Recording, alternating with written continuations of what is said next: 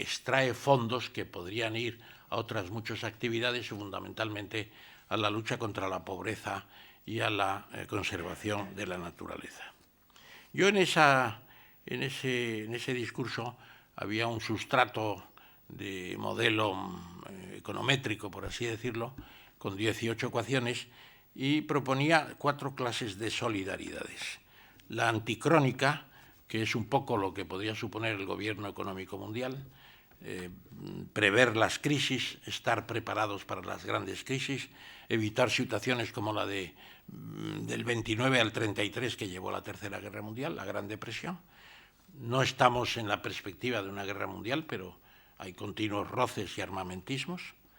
El segundo sería la solidaridad pancrónica, que plantearía precisamente la lucha contra el armamentismo, que es pancrónica, que está permanentemente presente, de pan, todo y cronos, tiempo, lógicamente. Ya he explicado esto. Diacrónica, solidaridad diacrónica a lo largo de las generaciones, conservación de la naturaleza, y sincrónica con los coetáneos en nuestro tiempo, en sincronía con los que vivimos actualmente. Bien, pues todo eso parece una utopía y en cierto modo lo es, pero las utopías también se pueden conseguir. La esclavitud era una utopía en 1800, acabar con la esclavitud en 1861, cuando empieza la guerra de secesión en los Estados Unidos, es una utopía. Y sin embargo, a lo largo de la guerra de Estados Unidos acaba con la esclavitud, y Castelar acaba con la esclavitud de las Antillas españolas, y quedan bolsas de esclavitud en algunos países, pero eso es un problema generalmente resuelto. O las grandes epidemias que diezmaban la población humana, pues se han resuelto con la medicina. O qué sé yo, Tomás Moro, que es el inventor de la palabra utopía, dice en ese libro, maravilloso por lo demás, que lo lógico es que la humanidad trabajara 36 horas. 6 horas cada día, separadas por un almuerzo para disfrutar de la convivencia, 3 y 3 horas. Y hoy, pues desde hace años, los sindicatos alemanes están por debajo de 35 horas. Y podríamos decir que la inmensa mayoría de la gente en realidad trabaja menos de 36 horas, aunque se diga que estamos en 39 horas oficialmente todavía. Entonces, las utopías se cumplen.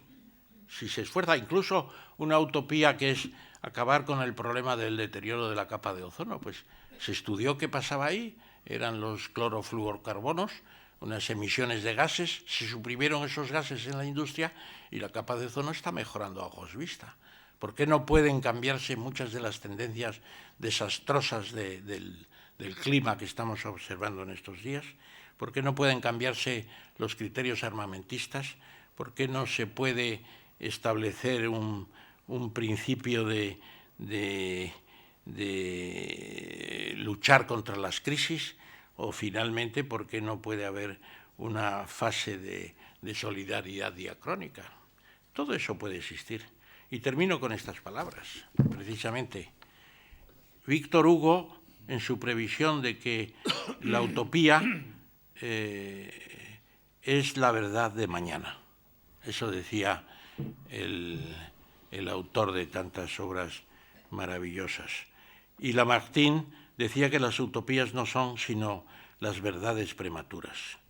Y Sigmund Freud, en contra de lo que muchos podrían esperar, porque se le tiene como un personaje torvo, que analiza los sueños, que está obsesionado con la sexualidad, etc., en su libro poco conocido, El futuro de una ilusión, dice: todos los terrores, sufrimientos y crueldades de la vida se alejarán cuando se perciba la visión de la ciudad radiante, junto a las promesas de la ciencia en una componente utópica, elementos que pueden permitir restablecer una cierta armonía para situar al hombre en un horizonte de serenidad. Y Nicolás Berdyaev decía: cuando se hayan resuelto los problemas angustiosos de la infraalimentación, de la pobreza y del dolor físico, estaremos acercándonos a la utopía, que es la solución del problema existencial. Y ya, como vengo de ese gremio fundamentalmente, aunque procuro estar en otros también, que es el de los economistas, yo diría que hay 2 frases de Schumpeter, a quien mencionaba antes, que son interesantes. Adam Smith viajó, después de escribir la teoría de los sentimientos morales, a Francia, acompañando de tutor a un joven noble inglés. Eso en los años 1770. Y allí conoció a los que ya se llamaban economistas, que eran los primeros fisiócratas franceses, que ya discutían, incluso a Luis XIV le habían discutido que su reinado fuera maravilloso. Dice, las grandezas de su majestad son la miseria del pueblo francés, porque son la leva de gentes para la guerra, los impuestos y todo lo demás. La fortuna de Francia lo mismo, ¿no? Gilbert dice, la fortuna de Francia podría ser mucho mayor. Ese primer cálculo de riqueza nacional podría ser mucho mayor si tuviéramos mejores gestores y no tuviéramos una monarquía absoluta. Entonces es cuando descubre Adam Smith a los economistas. Y Schumpeter dice, aquellos economistas eran la peligrosa secta de los economistas, porque intentaban revelar a la humanidad el sentido oculto de sus luchas. La frase tiene lo suyo, ¿no?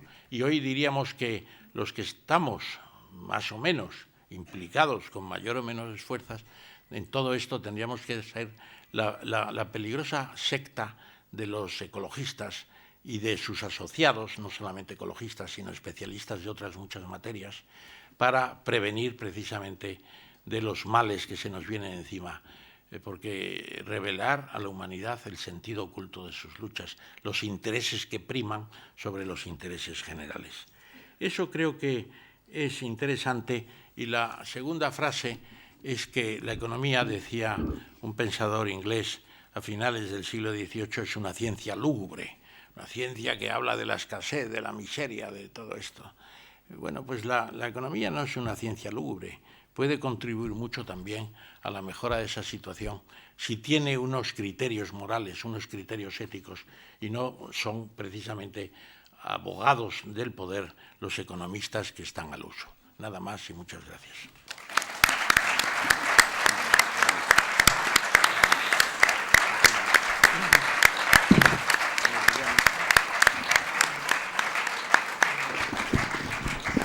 Bueno, pues muchas gracias, Ramón, con tantas cosas sugerentes y con este final de, pues sí, de utopías y de pensar que las cosas pueden ir mejor.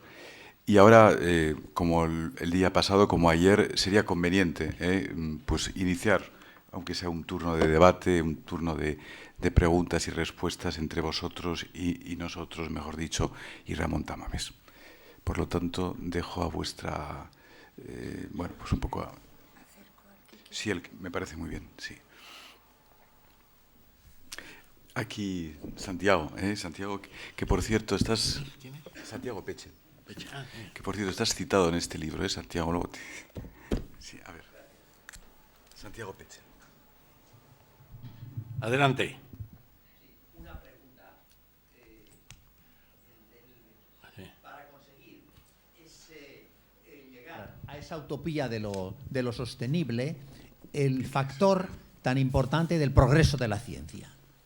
¿Cómo aumenta el número de científicos en el mundo? Si comparamos el número de científicos que hay ahora a los que había hace un tiempo, es que aumenta tanto. Y luego los distintos factores de la ciencia, una ciencia que nos lleva a pensar, diríamos, incluso fuera de la nave Tierra, con la posibilidad de...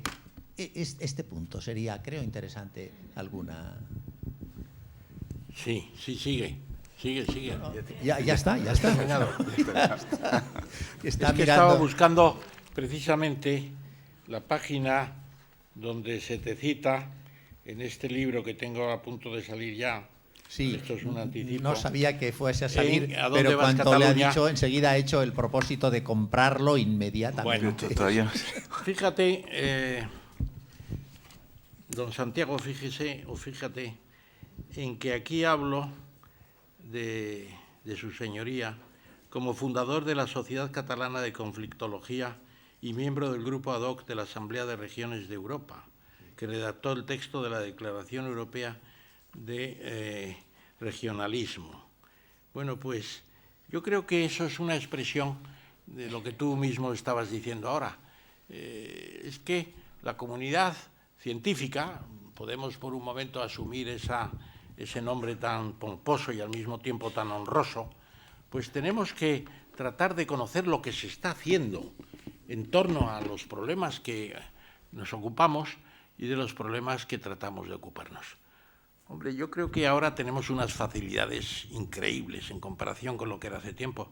El número de científicos efectivamente crece en proporciones increíbles, ¿no? Incluso en España, a pesar de las restricciones, el número de científicos no ha decrecido. Lo que pasa es que tendría que crecer más y sobre todo tendrían que tener más medios y estamos perdiendo un impulso que teníamos importante y se está perdiendo en parte. También es cierto que la emigración de científicos a mí no me produce un dolor, digamos, existencial, porque puede tener dolor separarse de la familia, del país, etcétera, pero ¿y lo que aprenden fuera? Y las posibilidades de retorno con bagajes extraordinarios. Realmente, Picasso, si no hubiera ido a París, no sería Picasso. No existiría. Habría sido un pintor español aceptable que se había quedado en Barcelona, luego había vuelto a Málaga, se compra una casa allí, vive tranquilamente, se va a París y está en la vorágine del París de los años primeros del siglo hasta prácticamente su muerte, ¿no? Y Severo Ochoa no sería premio Nobel de medicina porque no habría ido a estudiar los ácidos nucleicos, porque eso si se hubiera quedado aquí, pero ya se encargó el doctor Negrín de que salieran para allá sus mejores discípulos y salvar una parte de la ciencia española, ¿no? Que también eso hay que recordarlo. Yo creo que, y sobre todo, lo que se echa de menos en España, en prácticamente todos los lugares, quizá hay algunos que tienen más predisposición, pero en fin, es la admiración por la ciencia y el interés por la ciencia. Yo creo que eso es una asignatura que tenemos perdida colectivamente, porque hay preocupaciones por todo y la ciencia ocupa un lugar escasísimo en los medios de comunicación, en los medios de expresión, en los discursos políticos, etcétera, y todo eso, y sobre todo la contestación a las grandes preguntas, ¿no? Eso es una aventura extraordinaria la que se está produciendo en estos momentos, ¿no? Se está produciendo en la física avanzada, en la cosmología, en la biología, en todo. Se está produciendo un avance extraordinario. Nosotros vamos a tener, y yo tengo la osadía de meterme en lo que se decía antes, camisas de 11 varas, porque es que me interesa tanto como la economía, o más en muchos momentos. ¿Y por qué vamos a renunciar? Oiga, usted es economista, zapatero a sus zapatos. Hombre, pues vamos a tratar de salir de esos sistemas de arrojamiento. Este año vamos a tener en la UIMP, en Santander, un curso sobre inteligencia artificial y el porvenir de la especie humana, porque lo que se está planteando es estremecedor, estremecedor. Y ahí tenemos el caso de Ray Kurzweil, que está planteando la inmortalidad del hombre para el año 2045. Y la prueba de Turing de la inteligencia artificial por encima de la humana, que ya se ha comprobado en el caso del ajedrez, por ejemplo, pues lo anuncia para el año 2029 con una serie de criterios que... O sea que ese es un tema que tenemos que controlar.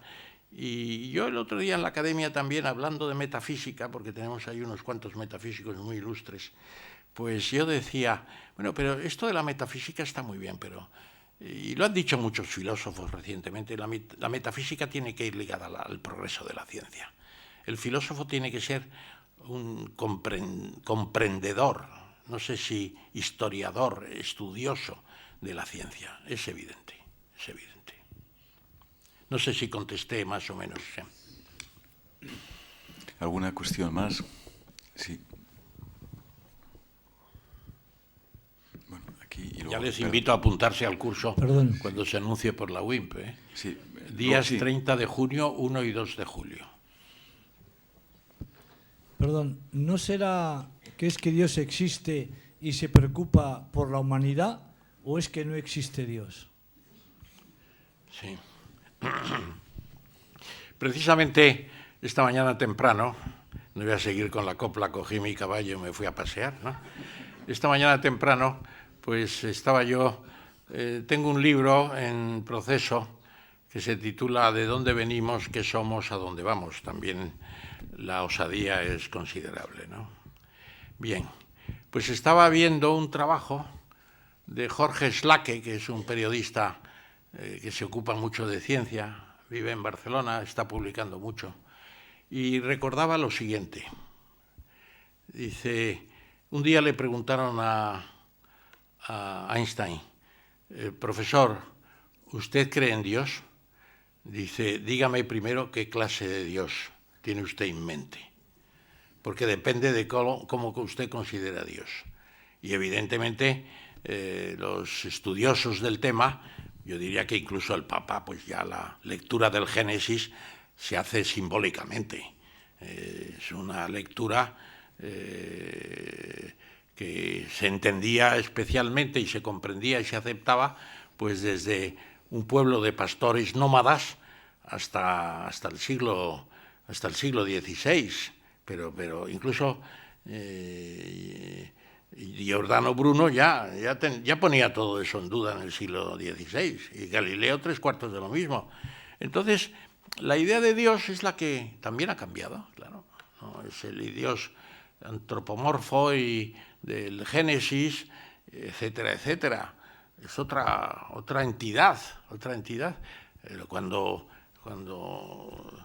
en algún momento Einstein dice creer en Dios y le dice a Niels Bohr aquella célebre frase de Dios no juega a los dados con el universo, a propósito de la física cuántica, la incertidumbre, y le dice Niels Bohr, Alberto, no le digas a Dios lo que tiene que hacer, ¿no? Bueno, pero es que el planteamiento de Einstein está basado sobre todo en Baruch de Spinoza, ¿no? Que algunos traducen por Benito, que es el nombre efectivamente que equivale, sefardita de origen español, ¿no? Como todos los sefarditas, claro. Entonces, Spinoza es el que entiende ya que Dios es otra cosa, y Einstein, por lo que se sabe, la idea que tenía de Dios pues era un conjunto de leyes del universo, y podríamos agregar hoy, pero eso habría que preguntárselo a Einstein, cosa difícil en estos momentos, es si eso significa una inteligencia superior. La inteligencia superior. Yo me encuentro más teísta hoy en día que hace 20 años, desde que me interesa la física avanzada, la biología, y como decía también Einstein, dice, es que la vida es un milagro, pero es un continuo milagro. Y los cálculos de científicos que creen y no creen se mantiene casi como a principios de siglo, en las encuestas que hacen en Estados Unidos. Un 40% creen que hay algo, una zona difusa de agnósticos, y un 50% que creen que es la ley de la gravedad, y que no me venga usted con explicaciones ni a preguntarme quién creó la gravedad. Por cierto, esta mañana temprano también me enteré del término agnóstico, que no lo conocía, confieso mi ignorancia, y es en los Hechos de los Apóstoles, cuando San Pablo está predicando en Roma, dice que ha encontrado un monumento, una lápida en el foro, no sé dónde, que dice a un Dios desconocido, algo así como Agneón Teón, el Dios desconocido. Es decir, que además de los dioses del Olimpo, pues había un Dios desconocido que podía inspirar a mucho, a los agnósticos que no creen en las deidades convencionales, piensan que es mejor abstenerse de plantear esas cuestiones, ¿no? Por eso, le repito, la existencia de Dios pues no está demostrada, ni está no demostrada la inexistencia, tampoco está demostrada.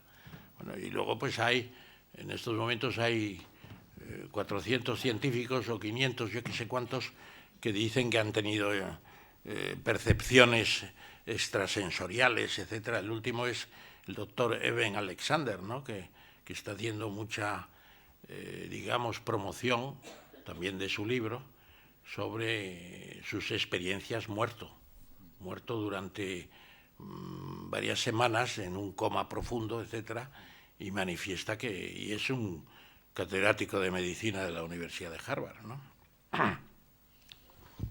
Aquí hay otra pregunta. Sí, espere que le van a dar el micro. Bueno, usted ya ha dicho casi todo, ¿no? Ha hecho un diagnóstico de la sociedad, de la humanidad, ya los griegos estaban con los mismos problemas que estamos nosotros. El problema es, al final, que vemos la realidad como es catastrófica, como la has planteado tú, más o menos, en diagnóstico, y tenemos que dejar el futuro pues para el idealismo, para, en fin, para lo que dice la ciencia, lo que vaya a decir la ciencia, en fin, vamos a dejarlo por ahí, ¿no? El futuro. De hecho, los científicos ya están planteando el gran problema que tenemos actualmente, que no se planteó antes, ¿no? El rollo ecológico, como tú dices, ¿no? ¿Que están planteando qué? El rollo ecológico. Sí. La ecología es la ciencia la que está planteando los problemas que tiene el vivir de espaldas a la tierra, de espaldas a la ecología, de espaldas a nuestra casa, ¿no? A mí lo que está muy bien, todos somos conscientes de esa realidad, pero hay una maquinaria económica terrible, terrible. O sea, una maquinaria donde los ricos son más ricos a nivel mundial, donde esos trucs que decías tú, que dijo Keynes o tal, hace no sé cuántos, ahora están multiplicados por 1000, las multinacionales, cada vez son menos familias o menos gente es la que domina todo el mundo. La democracia ya no pintamos nada, porque no importa el partido que se ponga, sino la economía manda sobre la política, entonces todos tienen que pasar por el aro, porque si no lo funden. Y todo eso, toda esa situación de injusticia tan grave en la que estamos padeciendo hoy en día, esto es absolutamente antiecológico. Y mientras no se solucione este sistema, este orden, o sea, vamos a ver, la lucha ecológica, pues sí, hay que luchar y qué tal, pero si no incidimos ahí, esa relación economía-política es fundamental, ¿no?